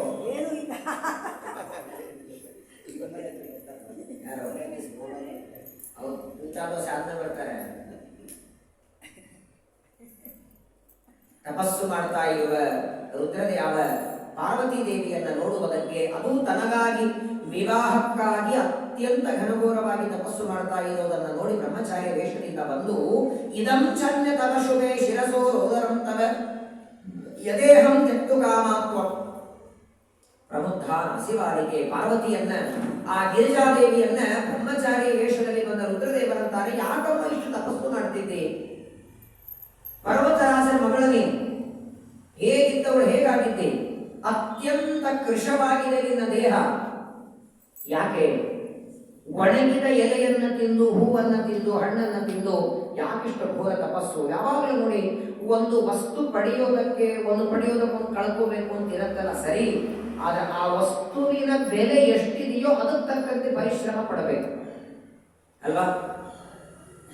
ವಸ್ತುವಿನ ಬೆಲೆ ಕಿಂಚಿತ್ತಿದ್ರೆ ಅದಕ್ಕೆ ಇಷ್ಟು ಕಷ್ಟಪಡಬೇಕಾಗಿಲ್ಲ. ಈಗ ಅನ್ನ ನೀರು ಬಿಟ್ಟು ಕೇವಲ ಎಲೆಯನ್ನ ತಿಂದು ತಪಸ್ಸು ಮಾಡ್ತಾ ಇದ್ದೆ. ಯಾವುದಕ್ಕಾಗಿ? ಇವಾಗ ರುದ್ರದೇವರನ್ನ ಮದುವೆ ಮಾಡ್ಕೊಳ್ಳಿ. ಯಾರನ್ನ ಮದುವೆ ಮಾಡ್ಕೊಳ್ಳೋದಕ್ಕೆ ಇಷ್ಟು ಕಷ್ಟಪಡ್ತಿದ್ದಿ? ಆ ಮಾರಾಯರಿಗೆ ಇರೋದಕ್ಕೆ ಮನೆ ಇಲ್ಲ, ಸ್ಮಶಾನದಲ್ಲಿ ಇರ್ತಾರೆ. ಯಾವನಿಗೆ ಇರೋದಕ್ಕೆ ಮನೆ ಇಲ್ಲ, ಉಡೋದಕ್ಕೆ ಬಟ್ಟೆ ಇಲ್ಲ, ಆನೆ ಚರ್ಮ ಉಟ್ಕೊಂಡಿರ್ತಾರೆ, ಮೈ ತುಂಬ ಹಾವುಗಳನ್ನು ಸುತ್ತಕೊಂಡಿರ್ತಾರೆ, ಯಾವಾಗಲೂ ಕೈಯಲ್ಲಿ ಡಮರು ಬಾರಿಸ್ತಿರ್ತಾರೆ, ಸ್ಮಶಾನದಲ್ಲಿ ವಾಸ ಮಾಡ್ತಾರೆ, ಭೂತ ಪ್ರೇತಗಳ ಜೊತೆಗೆ ಓಡಾಡ್ತಾರೆ. ಇಂಥ ವ್ಯಕ್ತಿಗೆ ಮದುವೆಯಾಗುವುದಕ್ಕೆ ಇಷ್ಟು ಕಷ್ಟಪಡಬೇಕಾ? ಈ ಮಾತು ಯಾರು ಹೇಳ್ತಿದ್ದಾರೆ? ಸ್ವತಃ ರುದ್ರದೇವರು ತಮ್ಮ ಬಗ್ಗೆ ತಾವೇ ಹೇಳ್ತಿದ್ದಾರೆ. ಬಂದಲ್ಲೇ ರುದ್ರದೇವರು ಬ್ರಹ್ಮಚಾರಿಯ ವೇಷದಲ್ಲಿ ಬಂದು ಪಾರ್ವತಿ ದೇವಿಗೆ ಹೇಳ್ತಾರೆ, ಯಾಕೆ ಅವನನ್ನು ವಿವಾಹ ಮಾಡಿಕೊಳ್ಳೋದಕ್ಕೆ? ಸ್ಮಶಾನ ನಿಲಯೋಶಮ್ಮಂಗೋ ಭಸ್ಮೋ ಧೂತಧರೋ ವೃಷವಾಹನ. ಅವನನ್ನು ನೋಡಿದ್ರೆ ಹೆದರಿ ಬರ್ತದೆ. ಸ್ಮಶಾನದಲ್ಲಿ ವಾಸ ಮಾಡೋರು ಏನಮ್ಮ ಮದುವೆ ಫಿಕ್ಸ್ ಆದರೆ ಏನಮ್ಮ ಏನ್ ಮಾಡ್ತಾರೆ ಯಜಮಾನರು? ಅಯ್ಯೋ ಸ್ಮಶಾನದಲ್ಲಿ ಹೆಣ ಕಾಯ್ತಾರೆ. ಯಾರಂತಾರೆ ಹೇಳಿ? ಸ್ಮಶಾನದಲ್ಲಿ ಕಾಯೋರನ್ನ ಯಾರಾದ್ರೂ ವಿವಾಹ ಮಾಡಿಕೊಳ್ತಾರ? ಮೊದಲನೇದು ಗಜಾಜಿನ, ಆನೆ ಚರ್ಮ ಉಟ್ಕೊಳ್ತಾರೆ. ದ್ವಿಜಿಹ್ವಾದ್ಯಲಂಕೃತ. ದ್ವಿಜಿಹ್ವ ಅಂದ್ರೆ ಎರಡು ನಾಲಿಗೆ ಇರುವ ಹಾವು, ಅದನ್ನು ಅಲಂಕಾರ ಮಾಡಿಕೊಂಡಿದ್ದಾರೆ. ಜಟಾಧರ, ಜಟೆ ಹಾಕೊಂಡಿದ್ದಾರೆ. ವಿರೂಪಾಕ್ಷ, ವಿಚಿತ್ರವಾದ ಅಲಂಕಾರ ಇದೆ. ಇಂತಹ ಒಬ್ಬ ವ್ಯಕ್ತಿಯನ್ನ ಯಾವನನ್ನ ಜನ ನೋಡೋದಕ್ಕೆ ಹೆದರ್ತಾರೆ, ಅವನನ್ನ ವಿವಾಹ ಮಾಡಿಕೊಳ್ಳೋದಕ್ಕೆ ಇಷ್ಟು ಸಾಹಸ ಮಾಡಿ ತಂದೆ ತಾಯಿಗಳು ಬೇಡ ಅಂದ್ರೂ ಒಂದು ತಪಸ್ಸು ಮಾಡ್ತಾ ಇದೆಯಲ್ಲ. ತಪೋಧನ ಸರ್ವಸಮ ವಯಂ ಯತ್ಯಾಪಿ ಪಾರ್ವತಿ ಧುನೋತ್ತೇವ ತಮಾರಂಭ ಶೂಲಾಯಾಂ ಧೂಪಸತ್ಕ್ರಿಯ. ಇದೆಲ್ಲ ವಾಸ ಮಾಡೋದು ಸ್ಮಶಾನದಲ್ಲಿ, ರುಂಡದ ಮಾಲಿದು ಒಂದು ಕಡೆಗೆ, ಮೇಲಿಂದ ಮೇಲೆ ಸಿಟ್ಟು ಮಾಡ್ತಾರೆ. ಸಣ್ಣ ಸಣ್ಣ ಮಾತಿಗೆ ಕೋಪ ಮಾಡಿಕೊಂಡು ಎದುರಿಗಿದ್ದವರನ್ನ ಸುಟ್ಟು ಬೂದಿ ಮಾಡ್ತಾರೆ. ಇಷ್ಟು ಕೋಪ ಮಾಡಿಕೊಳ್ಳುವ ವ್ಯಕ್ತಿಯನ್ನ ಮದುವೆ ಮಾಡಿಕೊಳ್ಳೋದಕ್ಕೆ ಇಂಥ ಬರೀ ತಪಸ್ಸು ಮಾಡೋದ? ಎಲ್ಲರೂ ತಪಸ್ಸು ಮಾಡಬೇಡ. ನೀನು ವಿವಾಹ ಮಾಡಿಕೊಳ್ಳೋದಕ್ಕೆ ಅವರು ಯೋಗ್ಯರಲ್ಲ. ಅವರನ್ನ ಮದುವೆ ಮಾಡಿಕೊಂಡು ನೀನು ಸುಖವಾಗಿ ಇರಲಿಕ್ಕೆ ಸಾಧ್ಯವಿಲ್ಲ. ಈ ತಪಸ್ಸನ್ನ ಇಲ್ಲಿಗೆ ನಿಲ್ಲಿಸು. ನಿನ್ನ ಮನೆಗೆ ನೀ ಹೊರಡು. ನಿವರ್ತಯ ಮನಸ್ತಸ್ಮ. ಎರಡರಿಂದ ಮನಸ್ಸು ತಗಿ. ಒಂದು, ತಪಸ್ಸು ಮಾಡುವುದನ್ನು ಬಿಡು, ತಪಸ್ಸಿನಿಂದಲೂ ಮನಸ್ಸು ಹೊರಗೆ ತಗಿ. ಅವರನ್ನೇ ವಿವಾಹ ಮಾಡಿಕೊಳ್ಬೇಕು ಅಂತಿಲ್ಲ, ಅದರಿಂದಲೂ ಮನಸ್ಸನ್ನು ಹೊರಗೆ ತಗಿ. ಸ್ವತಃ ರುದ್ರದೇವರು ಬಂದು ಬ್ರಹ್ಮಚಾರಿಯ ವೇಷದಲ್ಲಿ ತಮ್ಮ ಬಗ್ಗೆ ಹೇಳ್ತಾರೆ. ವೃಷಮಾರೋಹಣಂ ವಾಸಃ ಸ್ಮಶಾನೆ ಪಾಣಿ ಸಂಗ್ರಹ ಸಂಧ್ಯಾಲ ಪಾಣಿನಾಕ್ಷೌಗ ಗಜತ್ವ ಬಂಧನ ಕಥಂ. ಭಯಾಗಲ್ವನಿಗೆ ಮಧ್ಯರಾತ್ರಿ ಅಲ್ಲ, ಯಾವತ್ತೋ ಒಂದು ದಿನ ಯಾರೋ ಹೋದರೆ ಸ್ಮಶಾನಕ್ಕೆ ಹೋಗಿ ಬಂದ್ರೇನೆ ಭಯ ಪಡ್ತಾರೆ. ಅಂತಹದ್ರೊಳಗೆ 24 ತಾಸು ಅಲ್ಲೇ ವಾಸ ಮಾಡ್ತಾನೆ. ಯಾಕೆ ಅವನನ್ನ ಇಷ್ಟು ವಿವಾಹಕ್ಕಾಗಿ ಆತರ ಮಾಡ್ತಿದ್ದಿ, ತಪಸ್ಸು ಮಾಡ್ತಿದ್ದಿ, ನೀನು ವಿವಾಹ ಮಾಡಿಕೊಳ್ಳುವುದಕ್ಕೆ ಯೋಗ್ಯನಾದ ವ್ಯಕ್ತಿ ಅಲ್ಲ ಅಂತ ಯಾಕೆ ಮಾತನ್ನು ಹೇಳ್ತಿದ್ದಾರೆ ಅಂದ್ರೆ, ಈ ಮಾತು ಹೇಳಿದ್ದಕ್ಕಾದರೂ ಆ ಪಾರ್ವತಿ ತಪಸ್ಸು ಬಿಟ್ಟು ಮನೆಗೆ ಹೊರಡ್ಲಿ, ಘೋರವಾದ ತಪಸ್ಸಿನಿಂದ ಬರಲಿ ಅಂತಂದ್ರೆ, ವಿರುದ್ಧವಾದ ಮಾತುಗಳನ್ನ ರುದ್ರದೇವರ ಬಗ್ಗೆ ನಾನಾ ರೀತಿಯಾದ ಮಾತುಗಳು ಬೇರೆ ಯಾರು ಹೇಳಿಲ್ಲ, ಸ್ವತಃ ಅವರೇ ರುದ್ರದೇವರೇ ಬ್ರಹ್ಮಚಾರಿಯ ವೇಷದಲ್ಲಿ ಬಂದು ಹೇಳಿದರೆ, ನಿಶಮ್ಯ ಕುಪಿತಾದೇವಿ ಪ್ರಾಹ ವಾಚಾ ಸಗದ್ಗದಂ. ಸಿಟ್ಟು ಬಂತಂತಿವಳಿಗೆ ರುದ್ರದೇವರ ಬಗ್ಗೆ. ಆ ಬ್ರಹ್ಮಚಾರಿ, ಅವರು ಬ್ರಹ್ಮಚಾರಿ ವೇಷದಿಂದ ಬಂದದ್ದು ರುದ್ರದೇವರು ಅಂತ ಗೊತ್ತಿಲ್ಲ ಪಾರ್ವತಿಗೆ. ಯಾರೋ ಒಬ್ಬ ಬ್ರಹ್ಮಚಾರಿಗಳು ಬಂದಿದ್ದಾರೆ, ಆದರೆ ಬಂದದ್ದೇ ಬಂದು ರುದ್ರದೇವರ ಬಗ್ಗೆ ಇಷ್ಟು ಇಲ್ಲದ ಸಲ್ಲದ ಮಾತು ಹೇಳಿದರೆ, ಬ್ರಹ್ಮಚಾರಿಯ ಮಾತನ್ನ ಕೇಳಿದ ಸತಿದೆಯ ಪಾರ್ವತಿ ದೇವಿಗೆ ಕಣ್ಣು ಕೆಂಪಾಗಿ, ಮಾಮಾ ಬ್ರಾಹ್ಮಣ ಭಾಯಿಷ್ಟ ವಿರುದ್ಧವಿದೆ ಶಂಕರೇ. ಬ್ರಾಹ್ಮಣ, ನೀನು ಬ್ರಾಹ್ಮಣ ಅಂತ ಸುಮ್ಮನೆ ಇದ್ದೇನೆ, ಇನ್ನೊಂದು ಮಾತು ರುದ್ರದೇವರ ಪರವಾಗಿ ವಿರುದ್ಧವಾಗಿ ಮಾತಾಡಿದರೆ ಅವರು ತ್ರಿಶೂಲ ತೆಗೆಯೋದಲ್ಲ, ನಾನೇ ತ್ರಿಶೂಲ ತೆಗೆದು ನಿನ್ನನ್ನು ಕೊಂದು ಹಾಕಿಬಿಡ್ತೇನೆ. ನೀನು ಕೋಪ ಬಂತು ನೋಡಿ. ರುದ್ರದೇವರ ಬಗ್ಗೆ ಮಾತಾಡಿದ್ದಕ್ಕೆ ಇನ್ನು ಮದುವೆ ಆಗಿಲ್ಲ. ಮದುವೆ ಆಗೋದಕ್ಕಿಂತ ಮೊದಲೇ ರುದ್ರದೇವರ ಬಗ್ಗೆ ಎಂಥ ಜ್ಞಾನ. ಹೇಳ್ತಾಳೆ ಪಾರ್ವತಿ, ಹೇಳ್ತಾಳೆ ಬ್ರಹ್ಮಚಾರಿಗೆ ಏನಂತೆ, ರುದ್ರದೇವರ ಸ್ಮಶಾನ ವಾಸ ಮಾಡ್ತಾರೆ, ರುಂಡದ ಮಾಲೆ ಹಾಕೊಳ್ತಾರೆ, ಮಡಿ ಇಲ್ಲ, ಮೈಲಿಗೆ ಇಲ್ಲ. ಅವ್ರು ಸ್ಮಶಾನದಲ್ಲಿ ಯಾಕೆ ವಾಸ ಮಾಡ್ತಾರೆ ಗೊತ್ತಾ? ರುದ್ರದೇವರಿಗೆ ಮನೆ ಇಲ್ವಾ? ರುದ್ರದೇವರು ಸ್ಮಶಾನದಲ್ಲಿ ಯಾಕೆ ವಾಸ ಮಾಡೋದು? ಯಾಕೆ ಮಾಡ್ತಾರೆ? ಯಾರಿಗೆ ತೊಂದರೆ? ಅಲ್ಲಿ ಏನು ಇರಲ್ಲ. ಅಲ್ಲಿ ಒಬ್ಬ ವ್ಯಕ್ತಿ, ಇಬ್ಬರು ಗೆಳೆಯಂದರು ಹೊರಟಿದ್ರೆ ರಾತ್ರಿ ಊಟ ಮಾಡಿ ವಾಕಿಂಗ್ ಮಾಡ್ತಾ ಸ್ಮಶಾನದ ಹತ್ರ ಬಂದರು. ಸ್ಮಶಾನದ ಕಡೆ ನೋಡಿ ಒಬ್ಬ ಗೆಳೆ ಇನ್ನೊಬ್ಬನಿಗಂತಾನೆ, ನೋಡೋ ಯಾವ ಚಿಂತೆಯಿಂದ ಹೇಗೆ ಮಲಗಿದ್ದಾರೆ ಇಲ್ಲಿ. ಒಬ್ಬ ಇನ್ನೊಬ್ಬನಿಗಂದ್ರೆ ಒಂದು ಹೆಣ ಅಂತ ಹೇಳಿತು, ಇಷ್ಟು ಶಾಂತವಾಗಿ ಮಲ್ಲಿ ಜೀವನ ಕೊಟ್ಟಿವಪ್ಪ ಈ ಜಾಗ ಪಡೀಲಿಕ್ಕೆ ಹೇಳ್ತಾನೆ. ಮಹಾಭಾರತ ತುಂಬಾ ಚೆನ್ನಾಗಿ ಉತ್ತರ ಕೊಡುತ್ತದೆ. ಅನುಶಾಸನ ಪರ್ವದಲ್ಲಿ ಹೇಳ್ತಾರೆ ನೋಡಿ, ನಾವು ಯಜ್ಞಯಾಗ ಮಾಡುವಾಗ, ಯಾವುದೇ ಹೋಮ ಮಾಡುವಾಗ ಆಹುತಿ ಕೊಡುವ ದ್ರವ್ಯ, ಅದು ಅನ್ನ ಅಥವಾ ಬೇರೆ ಏನಾದರೂ ಕೊಡೋದಾಗಿದ್ರೆ ಆಹುತಿ ಕೊಡೋದಕ್ಕಿಂತ ಮೊದಲು 2 ಗಂಟೆ ಮೊದಲು ಮಾಡಿ ಇಟ್ಟದ್ದು ಮಾತ್ರ ಬರ್ತದೆ. ಯಾತಯಾಮಂ ಗತರಸಂ ಭೂತಿ ಪರಿಯುಷಿತಂಚಯತ. ಯಾವುದೇ ಆಹಾರ ಹಳೇದಾದರೆ, ಹಳಸಿದರೆ, ವಾಸನೆ ಬಂದ್ರೆ ಕೊಡೋದಾಗಿಲ್ಲ. ಒಬ್ಬ ವ್ಯಕ್ತಿಯ ದೇಹ ಬಿಟ್ಟ ಮೇಲೆ ಅವನ ದೇಹ 3 ಗಂಟೆಯೊಳಗೆ ಅಗ್ನಿಯಲ್ಲಿ ಸಂಸ್ಕಾರ ಆಗಬೇಕು. ಆಗತ್ತಾ? ಅವರು ಬರಲಿ ಇವರು ಬರಲಿ. ಅದಕ್ಕಾಗಿ ಹಿಂದೆಲ್ಲ ಹೇಗೆ ಮಾಡೋರು, ಅವರಿಗೆ ಕೊನೆ ಕಾಲ ಬಂದಾಗ ಎಲ್ಲರನ್ನ ಕರೆಸಿ ಅಂತ ಡಾಕ್ಟರ್ ಹೇಳೋದು. ಯಾಕಂದ್ರೆ ಬದುಕಿದ್ದಾಗ ಕರೆಸಿದ್ರೆ ನೋಡುತ್ತಾರೆ, ಮಾತಾಡ್ತಾರೆ. ಇವರು ಹೋದ ಮೇಲೆ ಟೈಮ್ ಪಾಸ್ ಮಾಡ್ತಾ ಕೂಡಬೇಡಿ. ಆದರೂ ಒಂದು ದಿನ ಅರ್ಧ ದಿನ ಮೆರವಣಿಗೆ ಮಾಡ್ತಾರೆ, ಅಲ್ಲೂ ಒಯ್ತಾರೆ ಇಲ್ಲೂ ಒಯ್ತಾರೆ. ಹಾಗಾದರೆ ಒಬ್ಬ ವ್ಯಕ್ತಿ ದೇಹ ಬಿಟ್ಟ ಮೇಲೆ ಆ ದೇಹವನ್ನು ತಿನ್ನೋದಕ್ಕಾಗಿ ಭೂತ ಪ್ರೇತಗಳೆಲ್ಲ ಕಾಯ್ತಿರ್ತವೆ. ಎಷ್ಟೇ ದಾನ ಧರ್ಮ ಮಾಡಿದರೂ ಆ ದೇಹಕ್ಕೆ ಸದ್ಗತಿ ಸಿಗಬಾರದು, ಅದು ಘೋರವಾಗಿ ಆ ದುಃಖ ಅನುಭವಿಸಬೇಕು ಅಂತ ಕಾಯ್ತಾರೆ. ಆ ಎಲ್ಲ ದುಷ್ಟಗ್ರಹಗಳಿಂದ, ದುಷ್ಟವಾದ ರಾಕ್ಷಸರಿಂದ ಆ ದೇಹಕ್ಕೆ ತೊಂದರೆ ಆಗಬಾರದು ಅಂತ ರಕ್ಷಣೆ ಮಾಡಲಿಕ್ಕೆ ರುದ್ರದೇವರು ಸ್ಮಶಾನದಲ್ಲಿ ಇರ್ತಾರೆ. ಎಂತಹ ಕೆಲಸ ಇದು! ಭಗವಂತನ ಆಜ್ಞೆಯಿಂದ ವಶ ಮಾಡ್ತಾರೆ. ಹಾಗಾಗಿ ಪ್ರಪಂಚದೊಳಗೆ ದೇವತೆಗಳು ಓಡಾಡಿದ್ರೆ ಅದು ದೇವಭೂಮಿ ಅಂತ ಕರೀತಾರೆ. ಆದರೆ ಸ್ಮಶಾನವನ್ನು ಎಂದಿಗೂ ದೇವಭೂಮಿ ಅಂತ ಕರೆಯಲಿಲ್ಲ, ರುದ್ರಭೂಮಿ ಅಂತಾರೆ. ಸ್ಮಶಾನಕ್ಕೆ ಇನ್ನೊಂದು ಹೆಸರು ರುದ್ರಭೂಮಿ. ವಿಚಿತ್ರ ಅಂದ್ರೆ ಸ್ಮಶಾನದಲ್ಲಿದ್ದರೂ ರುಂಡದ ಮಾಲೆ ಹಾಕಿಕೊಂಡು ರುದ್ರದೇವರಿಗೆ ಬೈಲಿಗಿಲ್ಲ. ಶಿವ ಶಿವೋಭೂ ಸ ಆದಿ ಸರ್ವ ಜಗದಾಂ ಕೋಸ್ಯ ವೇದಾಂತಯಂ ಸ್ತತಃ. ನೀನು ಬ್ರಾಹ್ಮಣನಾಗಿ ಬ್ರಹ್ಮಚಾರಿಯಾಗಿದ್ದಕ್ಕೆ ನಿನಗೆ ಹೇಳ್ತಿದ್ದೇನೆ, ಇವತ್ತಿನಿಂದ ಯಾರ ಮುಂದೆನೂ ರುದ್ರದೇವರ ಬಗ್ಗೆ ಅಪಶಬ್ದಗಳಿಂದ ಮಾತಾಡಬೇಡ. ಏನಯ್ಯ ಗೊತ್ತು ನಿನಗೆ, ಅವರು ಒಂದೊಂದು ಮಾಡುವ ಕೆಲಸ. ಸ್ಮಶಾನಂ ಚಾಪಿ ಸಂಸಾರ ತದ್ದಾಸಿ ಕೃಪಯಾರ್ಥಿನ. ಭೂತ ಪ್ರೇತಗಳ ಬಾಧೆ ಆಗದಿರಲಿ ಅಂತ ಜೀವರಾಶಿಗಳ ಮೇಲೆ ಕೃಪೆ ಮಾಡಿ ಅವರ ಮೇಲಿನ ಅನುಗ್ರಹ ಬುದ್ಧಿಯಿಂದ ಅವರು ಸ್ಮಶಾನದಲ್ಲಿ ವಾಸ ಮಾಡ್ತಾರೆ. ಈ ಜ್ಯೇಷ್ಠ ಮಾಸದ ಕೃಷ್ಣ ಪಕ್ಷ ಅಮಾವಾಸ್ಯ, ಮಣ್ಣೆತ್ತಿನ ಅಮಾವಾಸ್ಯ ಅಂತ ಪೂಜೆ ಮಾಡ್ತೇವೆ. ಆ ಮಣ್ಣಿನ ಎತ್ತಿನೊಳಗೆ ಧರ್ಮ ದೇವತೆಯನ್ನು ಆವಾಹನೆ ಮಾಡ್ತೀವಿ. ಭಾಗವತ ಪ್ರಥಮ ಸ್ಕಂದದಲ್ಲಿ ಪರೀಕ್ಷಿತರು ಸಂಚಾರಕ್ಕೆ ಹೋದಾಗ ಒಂದ ಕಾಲಿನ ಮೇಲೆ ಒಂದು ಎತ್ತು ನೋಡ್ತಾರೆ, ಒಂದು ಆಕಳನ ನೋಡ್ತಾರೆ. ಎತ್ತು ಅಂದ್ರೆ ಧರ್ಮ ದೇವತೆ. ನಾನು ಯಾವಾಗಲೂ ಧರ್ಮ ರಕ್ಷಣೆ ಮಾಡ್ತೇನೆ ಅಂತ ತೋರಿಸುವುದಕ್ಕಾಗಿ ವೃಷಭ ವಾಹನ ಇವರು, ನಂದಿ ವಾಹನ. ಯಾವ ಬಾಧೆ ಬರಬಾರದು ಜೀವರಾಶಿಗಳೇ ಅನ್ನೋದಕ್ಕೆ ಡಬರು ಬಾರಿಸ್ತಾರೆ. ಯಾವಾಗಲೂ ಕೈಯೊಳಗೆ ತ್ರಿಶೂಲವನ್ನು ಹಿಡಿದಿರ್ತಾರೆ. ಭಸ್ಮೀಕರೋತಿ ತದ್ದೇವ. ನನ್ನ ಭಕ್ತರಿಗೆ ಬಂದ ದುಃಖವನ್ನ ಭಸ್ಮ ಮಾಡ್ತೇನೆ, ಅವರಿಗೆ ಬರುವ ಎಲ್ಲ ದುಷ್ಟ ಆಪತ್ತುಗಳನ್ನು ಪರಿಹಾರ ಮಾಡ್ತೇನೆ ಅಂತ ತೋರಿಸೋದಕ್ಕಾಗಿಯೇ ಭಸ್ಮವನ್ನು ಧಾರಣ ಮಾಡ್ತಾರೆ.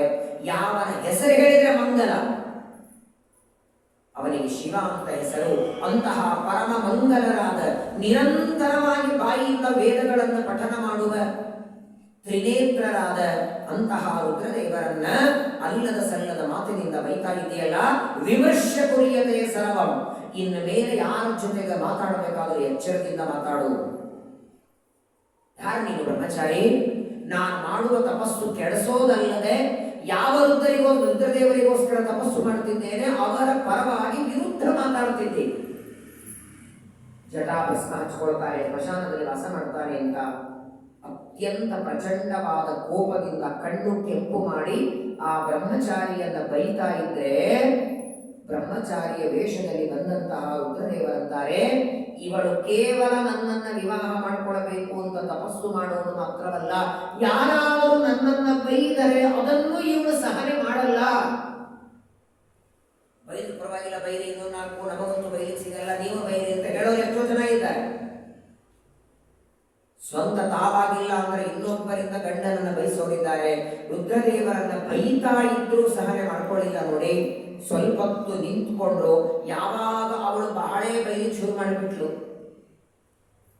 ರುದ್ರದೇವರು ಅಂತ ಗೊತ್ತಿಲ್ಲ, ಬಂದಿರುವ ವ್ಯಕ್ತಿ ಒಬ್ಬ ಬ್ರಹ್ಮಚಾರಿ ಅಂತ ಚೆನ್ನಾಗಿ ತೊಳಿತಿದ್ದಾಳೆ. ರುದ್ರದೇವರನ್ನು ಶೀಘ್ರದಲ್ಲಿ ನನ್ನ ದರ್ಶನ ಕೊಡೋಣ ಅಂದರು.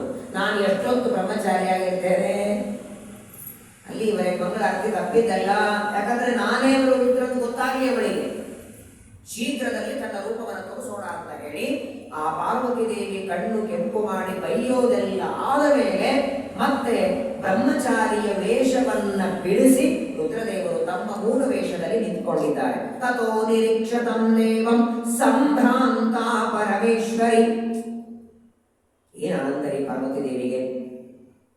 ಯಾವ ವ್ಯಕ್ತಿಯನ್ನ ನೋಡಬೇಕು ಅಂತ ಘನಘೋರವಾಗಿ ತಪಸ್ಸು ಮಾಡಿ ಅನ್ನ ನೀರು ಬಿಟ್ಟು ತಪಸ್ಸು ಮಾಡುತ್ತಿದ್ದಾರೆ. ಅದೇ ರುದ್ರದೇವರು ಕೈಲಾಸ ಪರ್ವತದಿಂದ ಬಂದವರು. ಇಷ್ಟೊತ್ತು ತಾವು ಬೈದದ್ದು ಇವರನ್ನೇ ಅಂತ ಆಮೇಲೆ ಗೊತ್ತಾಯ್ತವಳಿಗೆ. ಬ್ರಹ್ಮಚಾರಿಯ ವೇಷದಲ್ಲಿ ಬಂದದ್ದು ಬೇರೆ ಯಾರಲ್ಲ, ಯಾರನ್ನ ವಿವಾಹ ಮಾಡ್ಕೊಳ್ಬೇಕು ಅನ್ಕೊಂಡಿದ್ದೇನೆ ಅವರೇ ಬಂದಿದ್ದಾರೆ. ಆನಂದ ಆಯಿತು ನೋಡಿ ಪಾರ್ವತಿಗೆ. ಪ್ರಣಿಪತ್ಯ ನಮಸ್ಕಾರ ಮಾಡ್ತಾಳಂತೆ.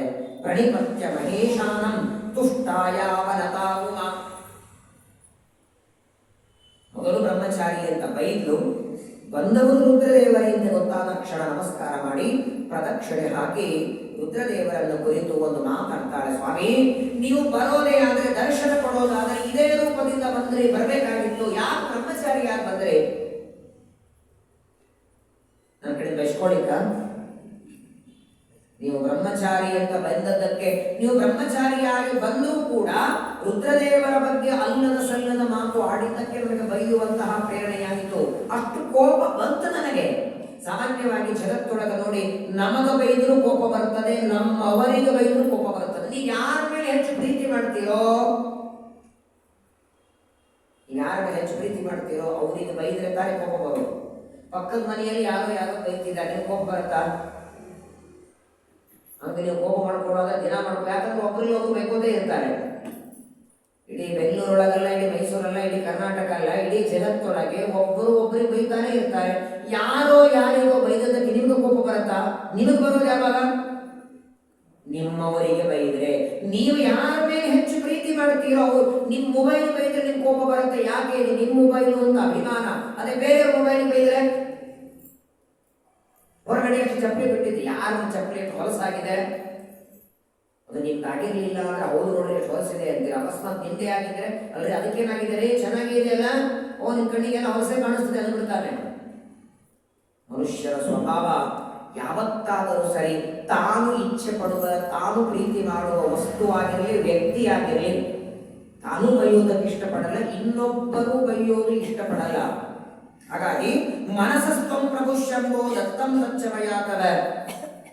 ರುದ್ರದೇವರಿಗಂತಾರೆ, ನೀವು ಬ್ರಹ್ಮಚಾರಿಯಾಗಿ ಬಂದದ್ದಕ್ಕೆ ನಿಮ್ಮನ್ನ ಗುರುತಿಸದೆ ನಾನು ಬೈದೆ. ಆದರೆ ಒಂದೊಂದು ಸತ್ಯ, ನಾನು ಸಂಪೂರ್ಣವಾಗಿ ಮನಸ್ಸನ್ನೇ ನಿಮಗೆ ಅರ್ಪಣೆ ಮಾಡಿದ್ದೇನೆ. ನಾನು ತಪಸ್ಸು ಮಾಡ್ತಾ ಇರೋದು ನಿಮ್ಮನ್ನ ವಿವಾಹ ಮಾಡಿಕೊಳ್ಳುವುದಕ್ಕೆ. ಪೂರ್ಣವಾಗಿ ಮನಸ್ಸಿನಿಂದ ನಿಮ್ಮನ್ನ ನಾನು ವಹಿಸಿದ್ದೇನೆ. ನನ್ನ ತಂದೆ ತಾಯಿಗಳು ಕನ್ಯಾದಾನ ಮಾಡಬೇಕು ಅಂತ ಕಾಯುತ್ತಿದ್ದಾರೆ. ಅವರ ಮನಸ್ಸಿನಲ್ಲಿ ಇನ್ನೂ ಸ್ವಲ್ಪ ಗೊಂದಲ ಇದೆ. ನೀವು ಕಾಮನನ್ನು ನಿಮ್ಮ ಮೂರನೇ ಕಣ್ಣಿನಿಂದ ಸುಟ್ಟಿದ್ದಕ್ಕೆ ಭಯ ಆಗ್ತಿದೆ. ನಾಳೆ ಮಗಳನ್ನು ಕೊಟ್ಟರೆ ಏನೋ ಮಾಡಿಬಿಟ್ರೆ ಯಾವಾಗ ಮೂರನೇ ಕಣ್ಣು ತೆಗಿತಾರೆ ಗೊತ್ತಿಲ್ಲ. ಹಾಗಾಗಿ ಯಾವ ತಂದೆ ತಾಯಿಗಾದ್ರೂ ಮಕ್ಕಳ ಬಗ್ಗೆ ಕಾಳಜಿ ಇರುತ್ತೆ. ಆ ಒಂದು ಚಿಂತೆ ಬಿಟ್ರೆ ನಮ್ಮ ತಂದೆ ತಾಯಿಗಳು ಕನ್ಯಾದಾನಕ್ಕೆ ಸಿದ್ಧ ಇದ್ದಾರೆ. ಯಾಕೆ ನನ್ನ ಮೇಲೆ ಅನುಗ್ರಹ ಮಾಡೋದಕ್ಕೆ ತಡ ಮಾಡಿದರೆ ಇಷ್ಟು ಅಂತ ಪಾರ್ವತಿ ಕೇಳಿದ. ರುದ್ರದೇವರಂತಾರೆ, ಮಹಾದೇವ ಉವಾಚ ವಿಗ್ರಾಹಿತೆ ಪರಿಜ್ಞಾತಂ ದೃಷ್ಟ್ವಾ ತ್ವಾಂ ರೂಪಶಾಲಿನಂ.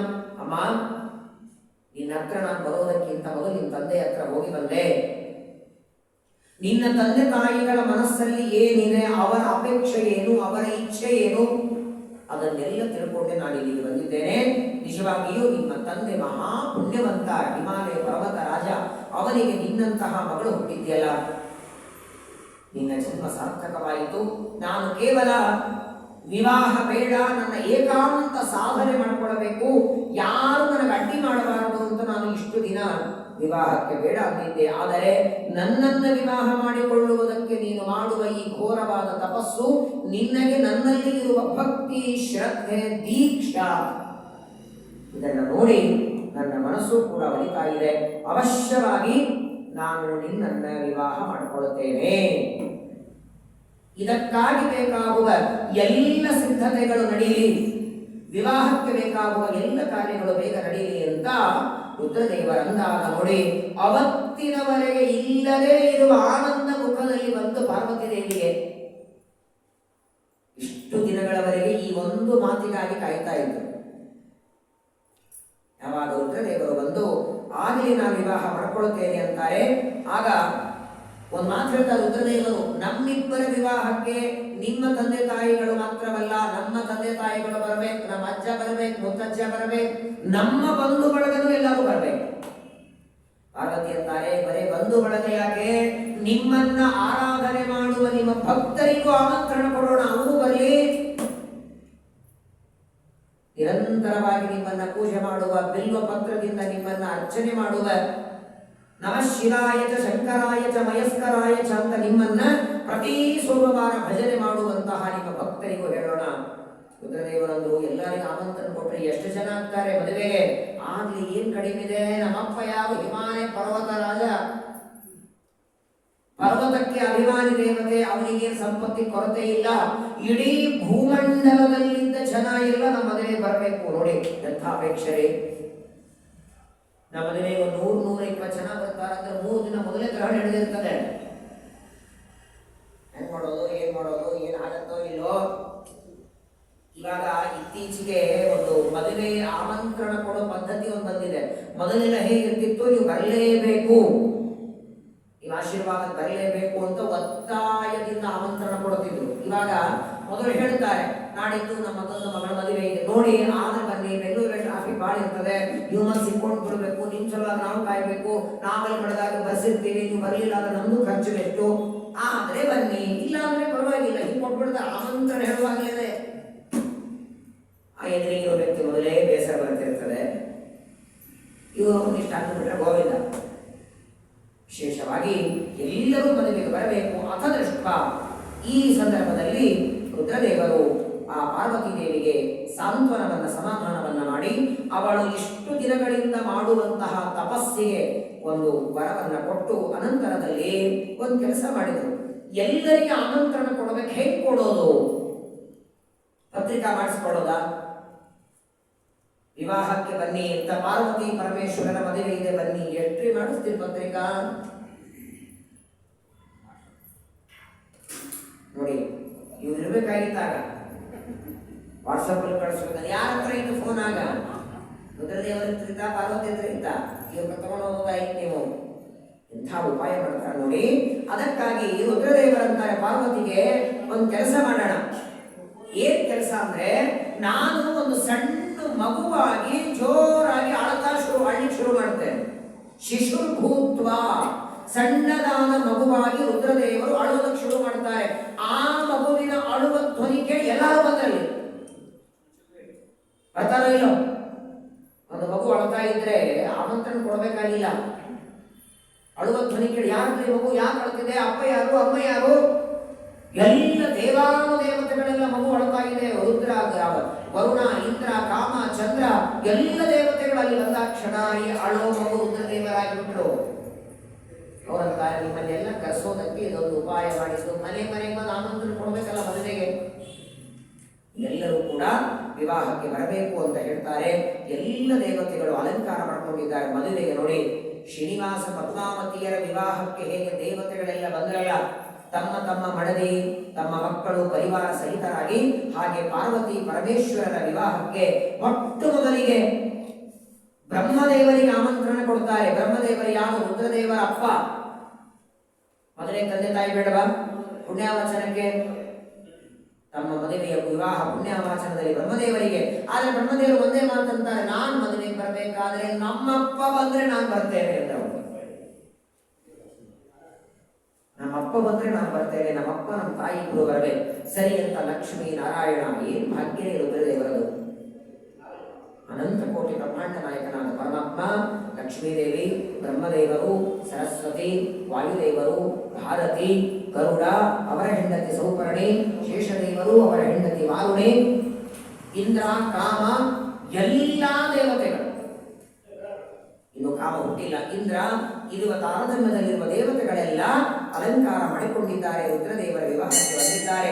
ಸಬ್ರಹ್ಮಕಾಸ ಸಾಧ್ಯಾಶ್ಚ ಸಿದ್ಧರು, ಸಾಧ್ಯರು, ಯಕ್ಷರು, ಗಂಧರ್ವರು, ಕಿನ್ನರವರು, ಕಿಂಪುರುಷರು, ಆಜಾನಜರು, ಕರ್ಮಜ ದೇವತೆಗಳು ಎಲ್ಲರೂ ಬಂದಿದ್ದಾರೆ.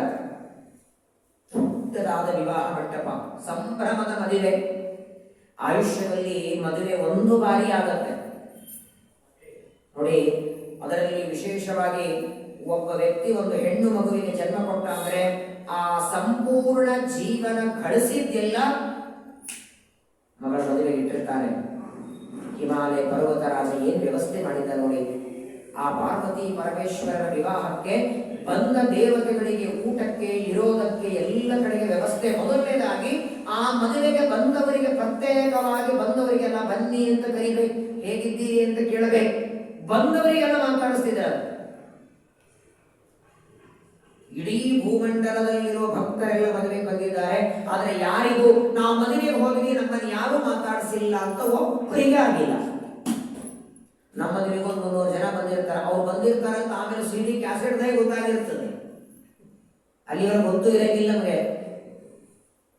ಎಷ್ಟೋ ಜನ ಬರ್ತಾರೆ, ಅಕ್ಷತೆ ಊಟ ಮಾಡಿ ಹೋಗ್ಬಿಟ್ಟಿರ್ತಾರೆ, ಗೊತ್ತೂ ಇರಲ್ಲ. ಬಂದವರಿಗೆ ಹೇಗೆ ಅವರಿಗೆ ಸ್ವಾಗತವನ್ನು ಮಾಡಬೇಕು, ಪ್ರತಿಯೊಬ್ಬರಿಗೂ ವ್ಯವಸ್ಥೆಯನ್ನು ಮಾಡ್ತಾರೆ.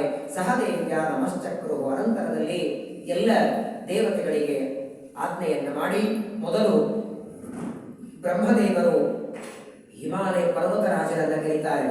ಏನಯ್ಯ, ರುದ್ರದೇವರಿಗೆ ಕನ್ಯಾದಾನ ಮಾಡೋದಕ್ಕೆ ಒಪ್ಪಿಗೆ ಇದೆಯಾ ನಿನಗೆ? ಪರ್ವತರಾಜ ಅಂತಾರೆ, ನನ್ನ ಮಗಳ ಸೌಭಾಗ್ಯ. ಸಾಮಾನ್ಯವಾಗಿ ಮಕ್ಕಳ ಮದುವೆಯಲ್ಲಿ ಎಷ್ಟು ಜನ ಸೇರ್ತಾರೆ ಅನ್ನೋದಕ್ಕಿಂತ ಅಕ್ಷತೆ ಹಾಕುವುದಕ್ಕೆ ಎಷ್ಟು ಜನ ಬ್ರಾಹ್ಮಣರು ಬರ್ತಾರೆ ಅನ್ನೋ ಮಹತ್ವ. ಇದು ಬರೀ ಅಕ್ಷತೆ. ನೀವು ಅರಿಶಿಣ ಹಾಕಿ ಕಲಿಸಿರಿ, ಕುಂಕುಮ ಹಾಕಿ ಕಲಿಸಿರಿ, ಇದು ಬರೀ ಅಕ್ಷತೆ. ಇದರ ಜೊತೆಗೆ ಆಚಾರ್ಯರ ಮಂತ್ರ ಸೇರಿದರೆ ಮಂತ್ರಾಕ್ಷತೆ ಆಗುತ್ತದು.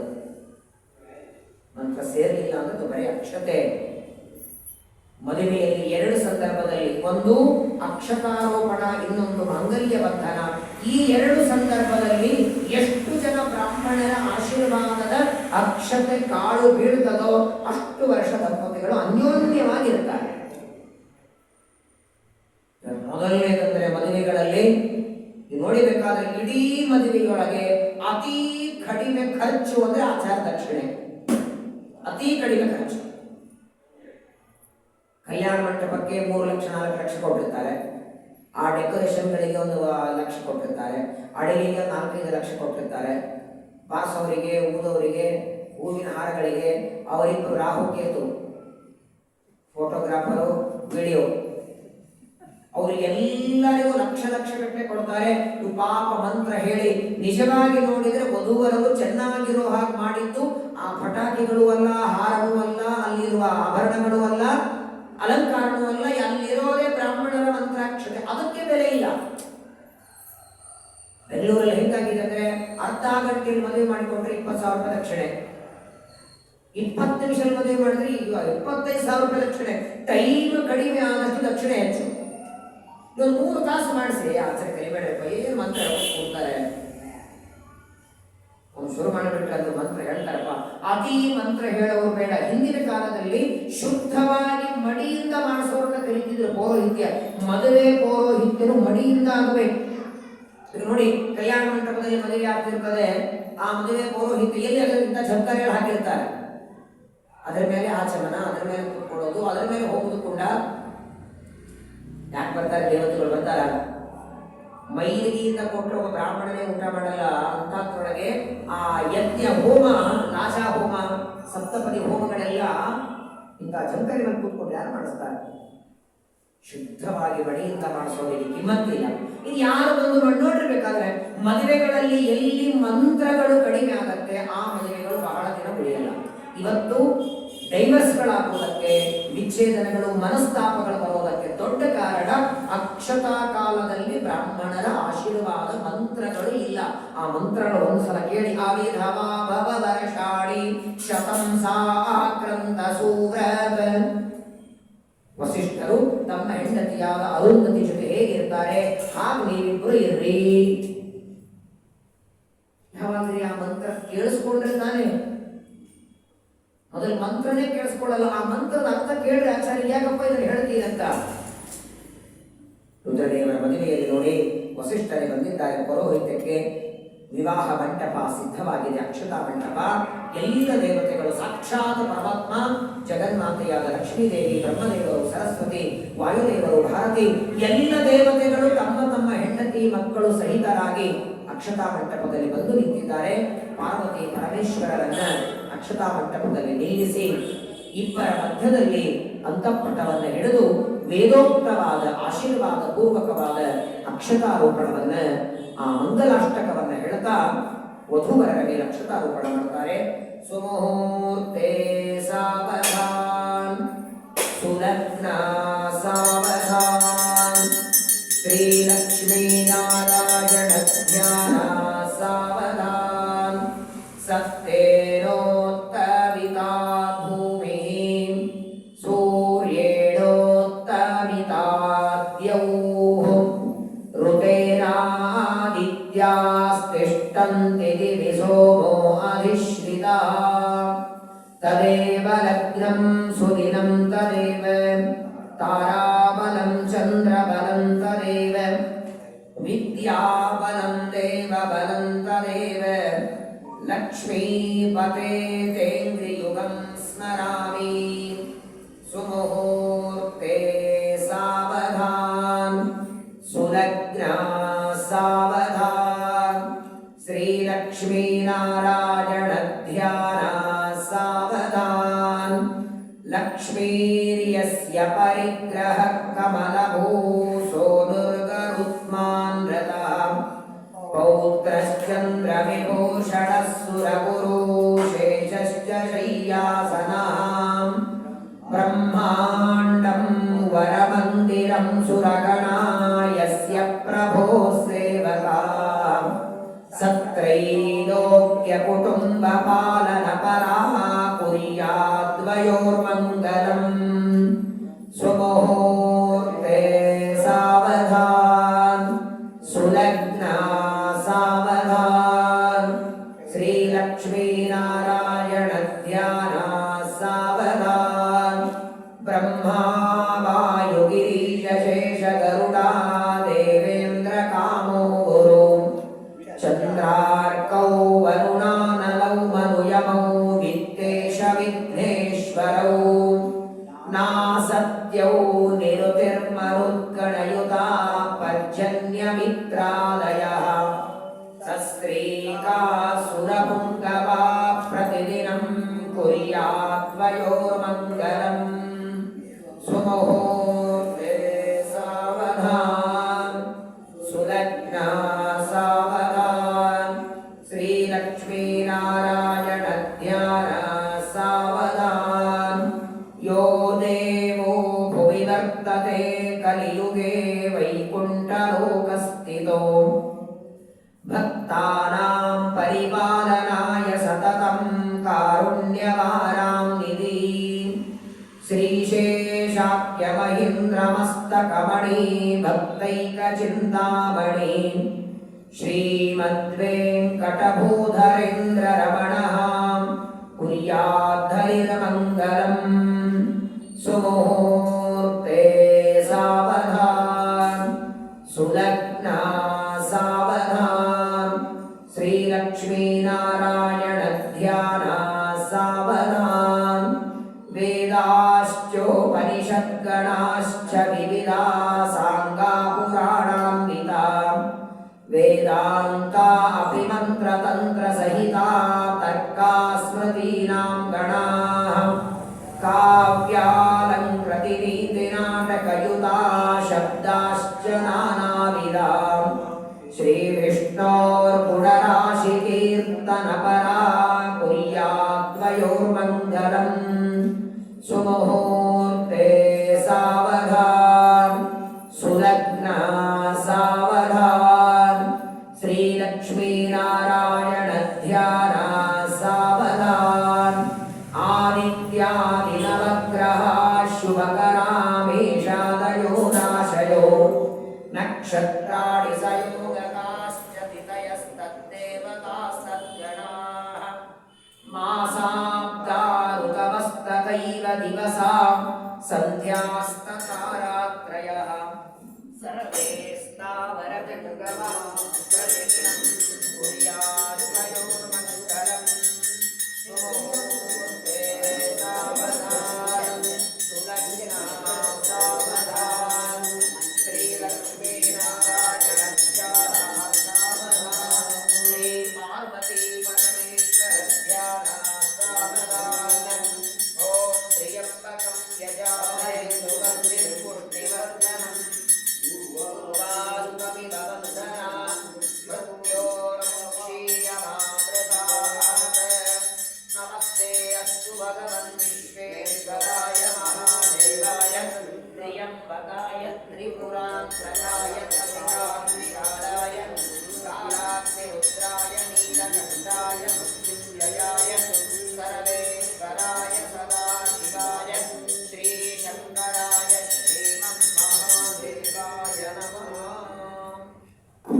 नमः पार्वतीपते हर हर महादेव ಎಲ್ಲ ದೇವತೆಗಳೆಲ್ಲ ಪುಷ್ಪವೃಷ್ಟಿಯನ್ನು ಮಾಡ್ತಾ ಪಾರ್ವತಿ ಪರಮೇಶ್ವರರಿಗೆ ಕಲ್ಯಾಣೋತ್ಸವದ ನಿಮಿತ್ತವಾಗಿ ಅಕ್ಷತಾರೋಪಣವನ್ನು ಮಾಡುತ್ತಿದ್ದಾರೆ.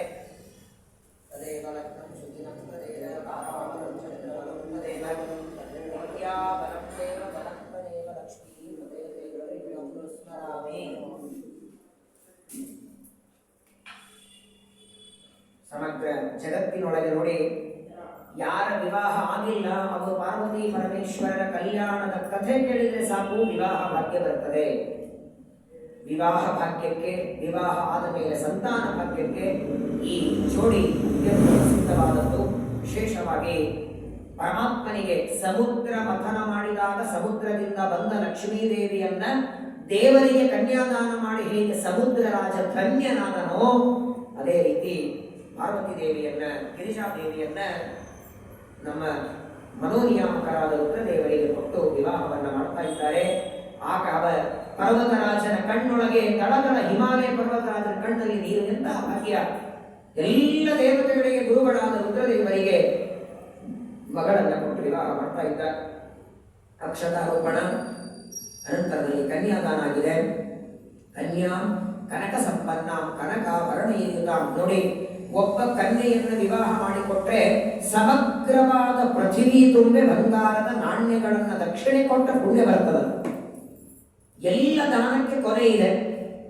ತಮಗೆ ಖಾಲಿ ಪಂಚಪಾತ್ರೆ ಯಾವುದೇ ದಾನ ಕೊಡಿ, ಕೊನೆ ಅದಕ್ಕೊಂದು ಲಾಸ್ಟ್ ಕೊನೆ ಅಂತಿದೆ. ಕೊನೆ ಇಲ್ಲದ ಶಾಶ್ವತ ಪುಣ್ಯ ಬರುವ ದಾನ ಅಂದ್ರೆ ಕನ್ಯಾದಾನ. ಅದು ಯೋಗ್ಯನಾದ ಬ್ರಾಹ್ಮಣನಿಗೆ ವ್ಯಕ್ತಿಗೆ ಕೊಟ್ಟರೆ ಇನ್ನೂ ವಿಶೇಷ. ಇಲ್ಲಂತೂ ಸಾಕ್ಷಾತ್ ಮನೋನಿಯಾಮಕ ರುದ್ರದೇವರಿಗೆ ಕೊಡ್ತಾ ಇದ್ದಾರೆ. ಕೋಟಿ ಕೋಟಿ ದೇವೈಕಃ ಕುಂಡಲಃ ಕುಂಭಕಸ್ತದ. ಎಲ್ಲ ದೇವತೆಗಳೆಲ್ಲ ರುದ್ರದೇವರ ಮದುವೆಗೆ ಉಡುಗೊರೆಗಳನ್ನು ತಂದಿದ್ದಾರೆ. ಅದು ಪ್ಲಾಸ್ಟಿಕ್ ಸಾಮಾನು ಅಲ್ಲ, ಮತ್ತೆ ಏನೋ ಮೇಲೆ ವ್ಯಾಪಾರ ಮಾಡಿ ಒಳಗೆ ಏನೋ ಇರುತ್ತೆ ಹಂಗಲ್ಲ. ರುದ್ರದೇವರಿಗೆ ಬೇಕಾಗುವ ಅತ್ಯಂತ ಬೆಲೆ ಬಾಳುವ ಪಾರ್ವತಿ ಪರಮೇಶ್ವರನಿಗೆ ಉಡುಗೊರೆಗಳನ್ನು ಕೊಡ್ತಾರೆ. ಸಾಕ್ಷಾತ್ ಬ್ರಹ್ಮದೇವರು ಮಾಲೆಯನ್ನು ಕೊಟ್ಟಿದ್ದಾರೆ. ಅನಂತ ಗುಣಪೂರ್ಣನಾದ ಪರಮಾತ್ಮ ಬಂದಿದ್ದಾರೆ. ನೋಡಿ, ಹರಿ ಸರ್ವೋತ್ತಮ, ಅನಂತರ ವಾಯು ಜೀವೋತ್ತಮರಾದರೆ ಅದರ ನಂತರದಲ್ಲಿ ಬರೋದೇ ಶಿವ ವೈಷ್ಣವೋತ್ತಮ. ಕೊರಳಲ್ಲಿ ರುದ್ರಾಕ್ಷಿ ಭಸ್ಮವ ಧರಿಸಿದ ಪರಮ ವೈಷ್ಣವನು ನೀನೆ. ಪುರಂದರದಾಸರು ರುದ್ರದೇವರನ್ನ ಪ್ರಾರ್ಥನೆ ಮಾಡ್ತಾರೆ. ಚಂದ್ರಚೂಡ ಶಿವ ಶಂಕರ ಪಾರ್ವತಿ ರಮಣ ನಿನಗೆ ನಮೋ. ಅಂತಹ ಪಾರ್ವತಿ ದೇವಿಯನ್ನು ಕೊಟ್ಟು ವಿವಾಹ ಮಾಡುತ್ತಾರೆ. ವಿವಾಹದ ಸಂಭ್ರಮದಲ್ಲಿ ನಾನಾ ರೀತಿಯಾದ ಭಕ್ಷ್ಯ ಭೋಜ್ಯಗಳನ್ನು ಮಾಡಿ ಪರ್ವತರಾಜ ಬಂದವರಿಗೆಲ್ಲ ವಿವಾಹದ ಊಟವನ್ನು ಹಾಕಿಸ್ತಾ ಇದ್ದಾರೆ. ದೇವತೆಗಳಿಗೆ ಸಂಭ್ರಮವೇ ಸಂಭ್ರಮ, ಕಣ್ಣಿಗೆ ಹಬ್ಬ, ಹೊಟ್ಟೆಗೆ ಹಬ್ಬ. ಈ ಪಾರ್ವತಿ ಪರಮೇಶ್ವರರ ವಿವಾಹ ಇದಕ್ಕೂ ಮೊದಲು ಇಷ್ಟು ವೈಭವದ ಮದುವೆ ಇಲ್ಲ. ದೇವರ ನಂತರದಲ್ಲಿ ಇಷ್ಟು ವೈಭವದಿಂದ ವಿವಾಹ ಆಗಿದೆ. ವರದಕ್ಷಿಣೆಯಾಗಿ ಅನೇಕ ಪದಾರ್ಥಗಳನ್ನು ಕೊಡುತ್ತಾರೆ. ಮಗಳನ್ನು ಕೊಡುವಾಗ ನಾನಾ ರೀತಿಯಾದಂತಹ ಸಂಕಲ್ಪ. ಕನ್ಯಾದಾನಕ್ಕೆ ಅದರದ್ದೇ ಸಂಕಲ್ಪ ಬೇರೆ ಇರಲಿ. ಈ ತಮಗೆ ತಾಯಿ ದಾನ ಕೊಡುವಾಗ ಸಂಕಲ್ಪ ಬೇರೆ, ನಮ್ಮ ಪಾತ್ರದಾನ ಅಂತೀವಿ ಅಥವಾ ವಸ್ತ್ರದಾನ ಅಂತೀವಿ, ಹಾಗಲ್ಲ. ಕನ್ಯಾದಾನಕ್ಕೆ ಅತ್ಯಂತ ಸಂಕಲ್ಪ. ಅದಕ್ಕೆ ಅವರ ಈ ಕಡೆ 3 ಜನ, ಆ ಕಡೆ 3 ಜನ, ಅವರೆಲ್ಲರೂ ಕುಲಗೋತ್ರಗಳನ್ನು ಹೇಳಿ ಆ ಕನ್ಯಾದಾನವನ್ನು ಮಾಡಬೇಕು. ಕನ್ಯಾದಾನ, ಲಾಜಾಹೋಮ, ಸಪ್ತಪದಿ, ಮದುವೆ ಎಲ್ಲ ಪ್ರತ್ಯೇಕವಾಗಿ ಮಾಡಿ ವರಹ ಪಶುಪಶಿ ಸಾಕ್ಷ್ಯ ಮೊದಲೇ ಅತ್ಯಂತ ಸುಂದರನಾದ ರುದ್ರದೇವರಿಗೆ ಅಲಂಕಾರವನ್ನು ಮಾಡುತ್ತಾರೆ. ದಿವ್ಯವಾದಂತಹ ಆಭರಣಗಳನ್ನು ಕೊಟ್ಟಿದ್ದಾರೆ. ಪಾರ್ವತಿ ದೇವಿಯನ್ನು ವಿವಾಹ ಮಾಡಿಕೊಂಡು ವಿವಾಹದ ಸಂಭ್ರಮದಲ್ಲಿ ಎಲ್ಲ ದೇವತೆಗಳು ರುದ್ರದೇವರಿಗೆ ಸಣ್ಣವರೆಲ್ಲ ನಮಸ್ಕಾರ ಮಾಡಿದರು. ತಾರತಮ್ಯದಲ್ಲಿ ರುದ್ರದೇವರಿಗಿಂತಲೂ ಸಣ್ಣವರೆಲ್ಲರೂ ನಮಸ್ಕಾರ ಮಾಡ್ತಾರೆ. ರುದ್ರದೇವರ ಮೇಲೆ ಇರುವ ಬ್ರಹ್ಮದೇವರು ಪರಮಾತ್ಮ ಆಶೀರ್ವಾದವನ್ನು ಮಾಡಿ ಅನ್ಯೋನ್ಯ ಎಂದು ವರ ಕೊಡ್ತಾರೆ ದೇವರು. ನೀವಿಬ್ಬರು ಅನ್ಯೋನ್ಯವಾಗಿರೋದಲ್ಲ, ನಿಮ್ಮ ಸ್ಮರಣೆ ಮಾಡಿದವರಿಗೆ ಉಮಾ ವೈವಾ ಸಮುದ್ದಿಷ್ಟ ಮನೋ ರುದ್ರ ಉದಾರತಃ ತದೇ ತನ್ಮಿಥುನಂ ಜ್ಞಾತ್ವಾ ನ ದಾಂಪತ್ಯ ವಿಧೀಯತೆ. ದಾಂಪತ್ಯದಲ್ಲಿ ವಿರಹ ಬರಬಾರದು ಅಂತಹ ಒಂದು ವರವನ್ನು ಕೊಡ್ತಾರೆ. ವಿವಾಹ ಮುಗಿಸಿಕೊಂಡು ದೇವತೆಗಳೆಲ್ಲ ಮತ್ತೆ ತಮ್ಮ ತಮ್ಮ ಲೋಕಕ್ಕೆ ಹೋಗ್ತಾರೆ. ಪಾರ್ವತಿ ದೇವಿಯನ್ನು ವಿವಾಹ ಮಾಡಿ ಮತ್ತೆ ಕೈಲಾಸಕ್ಕೆ ಕರ್ಕೊಂಡು ಹೋಗಿ ಗಣಪತಿ, ಸ್ಕಂದ ಮೊದಲಾದಂತಹ ಮಕ್ಕಳನ್ನ ರುದ್ರದೇವರು ಪಡಿತಾರೆ. ಸಮಗ್ರ ಜಗತ್ತಿಗೆ ವಿಘ್ನವನ್ನು ಪರಿಹಾರ ಮಾಡುವ ಆ ವಿಘ್ನ ರಾಜ ನೋಡಿ.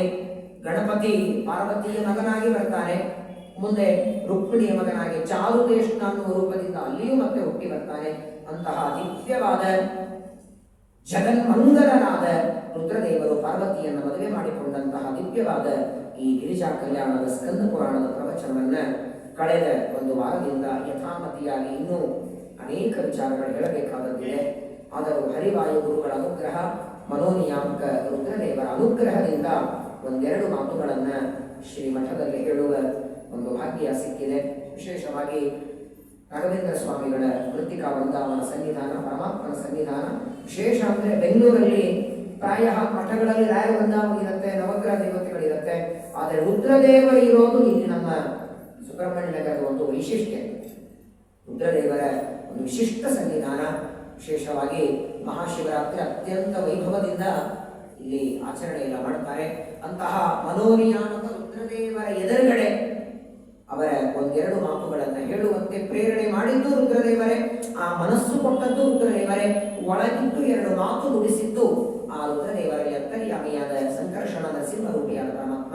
ಹಾಗಾಗಿ ಈ ಪ್ರವಚನಕ್ಕೆ ಅವಕಾಶ ಕೊಟ್ಟದ್ದಕ್ಕೆ ಮಠದ ಎಲ್ಲ ಕಮಿಟಿಯವರೇ, ಸಿಬ್ಬಂದಿ ವರ್ಗದ ಎಲ್ಲರಿಗೂ ಹೃತ್ಪೂರ್ವಕ ಧನ್ಯವಾದ ಹೇಳ್ತಾ, ನಿಮ್ಮೆಲ್ಲರಿಗೂ ವಿಶೇಷವಾಗಿ ಮಂಗಳ ದಿನ ಇಷ್ಟು ಜನ ಸೇರಿದ್ದೀರಿ, ವಿಶೇಷವಾಗಿ ನಿಮ್ಮೆಲ್ಲರಿಗೂ ಪೂರ್ವಕ ಧನ್ಯವಾದ ಹೇಳ್ತಾ, ನಿಮಗೂ ಅಥವಾ ನಿಮ್ಮ ಪರಿಸರದಲ್ಲಿ, ವಂಶದಲ್ಲಿ, ನಿಮ್ಮ ಬಳಗದಲ್ಲಿ ಯಾರಿಗೆ ವಿವಾಹ ಆಗಿಲ್ಲ ಅಂದ್ರೆ ಅವರಿಗೂ ಈ ಪಾರ್ವತಿ ಪರಮೇಶ್ವರರು ಆದಷ್ಟು ಶೀಘ್ರದಲ್ಲಿ ವಿವಾಹ ಭಾಗ್ಯ ಕೊಡಲಿ.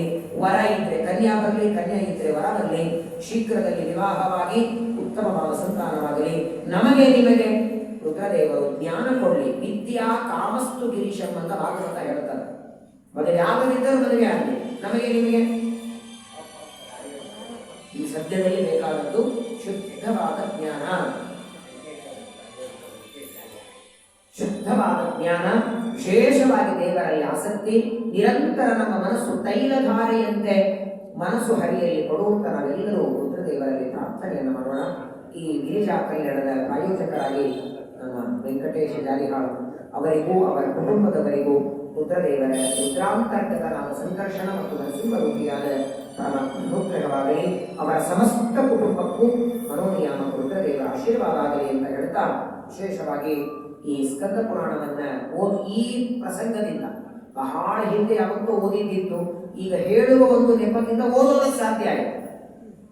ನಮಗೂ ಒಂದು ಅಧ್ಯಯನಕ್ಕೆ ಅನುಕೂಲ ಆಯಿತು. ಹಾಗಾಗಿ ಅನುಕೂಲ ಮಾಡಿಕೊಟ್ಟದ್ದಕ್ಕೆ ಮತ್ತೊಮ್ಮೆ ಮಠದ ಎಲ್ಲ ಸಿಬ್ಬಂದಿಗಳಿಗೂ, ಪ್ರಧಾನವಾಗಿ ವ್ಯಾಸರಾಜ ಮಠದ ಸ್ವಾಮಿಗಳಿಗೆ ಅನಂತ ನಮಸ್ಕಾರವನ್ನು ಮಾಡುತ್ತಾ, ಈ 5-6 ದಿನಗಳಿಂದ ಹೇಳಿದ ಈ ಗಿರಿಜಾ ಕಲ್ಯಾಣದ ಪ್ರವಚನ, ಇದೇ ಒಂದು ಪುಷ್ಪವನ್ನ ರುದ್ರದೇವರ ಪಾದಗಳಲ್ಲಿ, ರುದ್ರಾಂತರ್ಗತನಾದ ನಮ್ಮ ಕುಲಸ್ವಾಮಿಯಾದ ಲಕ್ಷ್ಮೀ ನರಸಿಂಹದೇವರ ಪಾದಗಳಲ್ಲಿ ಸಮರ್ಪಣೆಯನ್ನು ಮಾಡ್ತಾ, ಸಮಗ್ರ ಜಗತ್ತಿಗೆ, ಕೇವಲ ಈ ಪ್ರವಚನ ಕೂತವರು ಮಾತ್ರವಲ್ಲ, ಇಡೀ ಜಗತ್ತೊಳಗೆ ಯಾರ್ಯಾರಿಗೆ ಮದುವೆ ಭಾಗ್ಯ ಇದೆ ಅವರೆಲ್ಲರಿಗೂ ಈ ಪಾರ್ವತಿ ಪರಮೇಶ್ವರರು ವಿವಾಹ ಭಾಗ್ಯವನ್ನು ಕೊಡಲಿ ಅಂತ ಪ್ರಾರ್ಥನೆಯನ್ನು ಮಾಡುತ್ತಾ, ಈ 7 ದಿನದ ಪ್ರವಚನವನ್ನ ರುದ್ರಾಂತರ್ಗತ ಪರಮಾತ್ಮನಿಗೆ ಸಮರ್ಪಣೆಯನ್ನು ಮಾಡಿ, ಮತ್ತೆ ನಾಡಿದ್ದು ಶುಕ್ರವಾರ 31ನೇ ತಾರೀಕು ದಶಮಿ ತಿಥಿ, ವಿಜಯದಾಸರ ಆರಾಧನೆ ನಿಮಿತ್ತವಾಗಿ ಅವತ್ತು ಪ್ರವಚನ ಇರ್ತದೆ. ಅವತ್ತು ಬಂದೇ ಬರ್ತೀರಿ, ಯಾಕಂದರೆ ಪ್ರವಚನ ಆಮೇಲೆ ತೀರ್ಥ ಪ್ರಸಾದ ಇದ್ದುದರಿಂದ ಅವಶ್ಯವಾಗಿ ನೀವೆಲ್ಲ ಬರ್ತೀರಿ. ಆದರೂ ವಿಜಯದಾಸರ ಚರಿತ್ರೆ ಸಾಕ್ಷಾತ್ ಭೃಗು ಋಷಿಗಳ ಅವತಾರ. ದೇವರ ಮಾವ ಅವರು, ಭಾರ್ಗವಿ ಅಂತ ಭೃಗು ಋಷಿಗಳ ಮಗಳು. ಆ ಪರಮಾತ್ಮನನ್ನು ಕನ್ಯಾದಾನ ಮಾಡಿದ ಭೃಗು ಋಷಿಗಳ ಅವತಾರರಾದ ವಿಜಯದಾಸರ ಆರಾಧನೆ ಅವತ್ತು ಪ್ರವಚನ ಇರುತ್ತದೆ. ನೀವೆಲ್ಲರೂ ಅವತ್ತು ಬನ್ನಿ.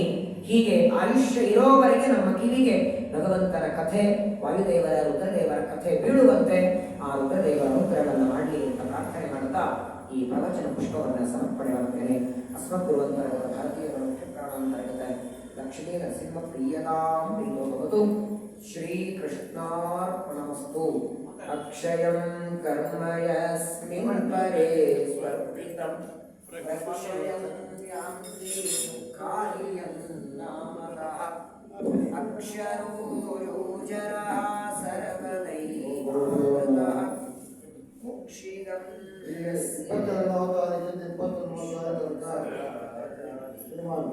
ವೇಮನಾಚಾರ್ಯವನ್ನು ನಮಗೆಲ್ಲ ಕೆಲಸಗಳ ಬಗ್ಗೆ ಉಪನ್ಯಾಸ ಮಾಡಿದರು. ಅವರಿಗೆ ತುಂಬ ಅಭಿನಂದನೆಗಳು.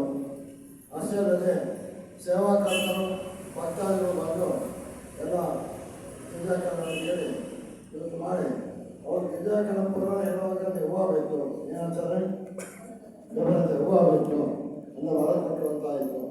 ಎಲ್ಲರೂ ಶುಭ ಆಗಲಿ ಅಂತ ಕೇಳ್ಕೊಳ್ತಾರೆ. ಅದ್ರ ಜೊತೆ ಎಲ್ಲರಿಗೂ ಅಭಿನಂದನೆಗಳು ಬಂದು ಕೇಳಿದ್ದಕ್ಕೆ. ಅಷ್ಟೇ ಅಲ್ಲದೆ 34 ತಾರೀಕಿಂದ ನಾಳಿಂದ ವಿಜಯದಾಸ ಚರಿತ್ರ ಪ್ರವಚನ ಇದೆ. ನಾಳಿಂದ 8 ದಿನ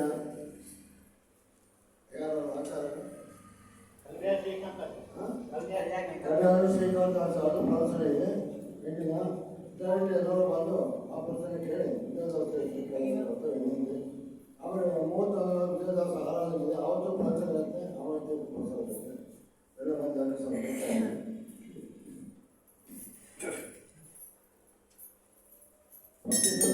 ಇವತ್ತು ಪ್ರಾಜೆಕ್ಟ್ ಸೇವಾಕರ್ತರು ಅವರು ಬೇಪಾರಗಳಿಗೆ ಕೊಡ್ತಾ ಇದ್ದಾರೆ. ಅವರು ಅಭಿನಂದನೆಗಳು.